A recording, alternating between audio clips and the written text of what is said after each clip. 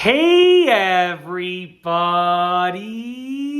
I'm here today to show you and tell you how to hide a screw in wood easily. This will be a full tutorial, so let's get right into the video. What I have here are some old deck screws.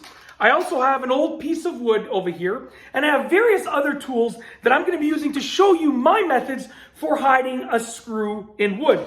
When I was at my old house with my wife, I redid the basement fireplace, and I put an electric fireplace in there. So I did a wooden mantle and a wooden hearth. And you literally could not see a single screw head or nail head in the entire thing. That's how good of a job I did, and I'm going to show you the methods that I use to make it work. I'm not a professional by any means, but what I did worked. It takes some time, it takes some effort, but definitely it will work. So let's get right into the video. What I'm going to do is I'm going to take my camera and I'm going to angle it downwards.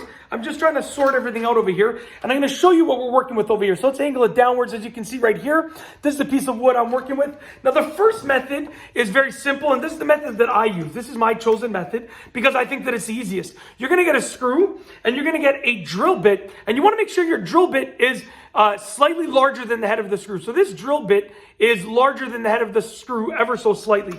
What you're going to do is take your drill bit and you're going to make a small indentation in the wood wherever you want to put the screw. So I'm just going to make a small indentation just like this, and you just want your indentation to be deeper than the head of the screw. So it doesn't have to be really deep, but it's just got to be deeper than the head of the screw. In a real world scenario, I would go and I would get that a little extra scrap of wood out of there, but for now, it's totally fine.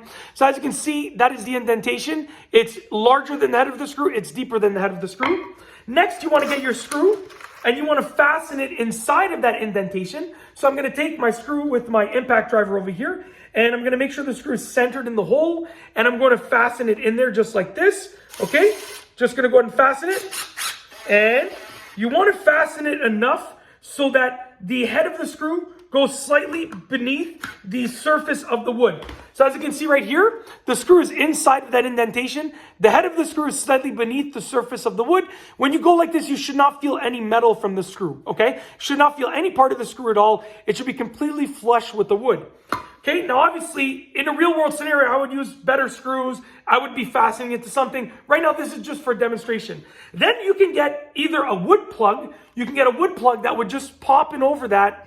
You put your wood plug in there, you put some wood filler, let it dry and sand it. Or what I did, because I didn't have wood plugs, was I just got some wood filler, and I would just get a little bit of the wood filler. You don't need a lot. This is old wood filler, and I'm doing this when it's cold outside, so it's probably not the best situation, but I put some wood filler over there, okay? I would just go like this so it would be as flush as possible, okay? Just like that. So I would put wood filler over there. I'd try and make it as flush as possible, but you don't want to have an indent, okay? So if you have an indent, you want to cover that up.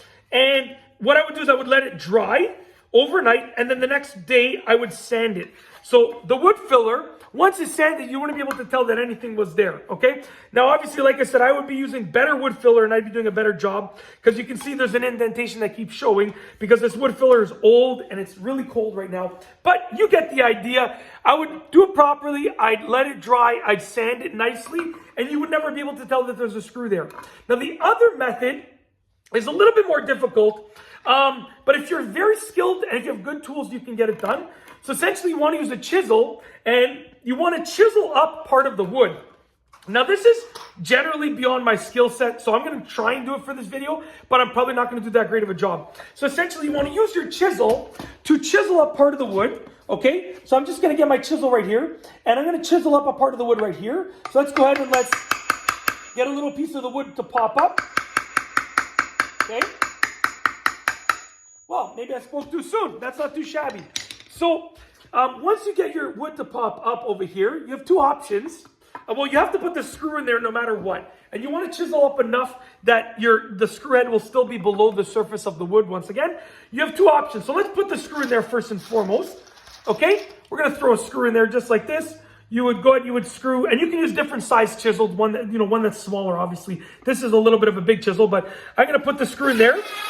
And you want to make sure, like I said, that it goes below the surface of the wood. So as you can see, it's below the surface of the wood. Then you have a couple options. Number one, you can actually curl this wood back down, okay? This is not good wood, obviously. It's just a simple old 2x4. But you can push the wood back down, put some wood glue and wood filler. Okay, you can use wood glue to hold the wood down, and then wood filler and then sand it nicely after. And you need much less wood filler because you're only doing the perimeter. Or if you're using old wood like this and it's just not working, you could just remove that entire piece and you could use wood filler over here. Okay, now like I said, in a real world scenario, it would look a lot better. Let me tell you, it would look fantastic if I was doing it in a real world scenario. But right now, I'm just trying to give you a general idea of the methods that I used to hide my screws in my last project. Now, I'm using way too much wood filler. You would literally only use a little bit, but this is just me trying to prove a point that the wood filler will cover up the gap, okay? Now, like I said, in a real world scenario, it would be much more refined. But then you would let the wood filler dry, you'd sand it down, and you're good to go. Okay, sand it down once it's dry the next day, and you're good to go. That's it. Essentially, at the end of the day, you know, you would sand this down. You would never be able to tell that there were screws there. And if you did a good job with the wood filler, you know, you'd still be able to see the grain of the wood as long as you don't use too much wood filler. If you use too much, like this amount, you know, you're not going to be able to see the grain of the wood. So I recommend that you sand down everything except for that little plug area. Sand down everything except for the little indentation area. That's it. If you like this video, please, and it's very easy. Take your time, do a good job. It does look good when you're done, but you got to take your time. It's not a game of how fast you can get it done. It is a game of how well you can get it done. Always remember that. I'm not a professional, but my old project looked incredible because I took my time. And that's it. If you like this video, please be sure to give it a thumbs up. Let me know what you think down below as a comment. And of course, be sure to subscribe for more great videos just like this one. And that's all I have for you today. Thanks for watching.